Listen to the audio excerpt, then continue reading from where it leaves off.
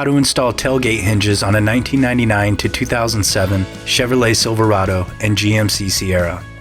You'll need a 14mm socket and ratchet and a Phillips head screwdriver. First, open the tailgate and remove the cables by simply pulling up and out.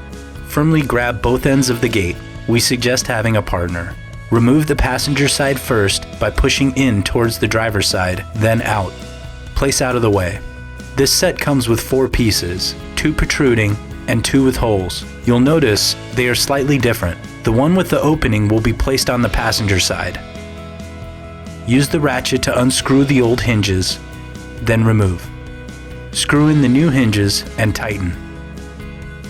Use the ratchet to unbolt the hinges from the truck.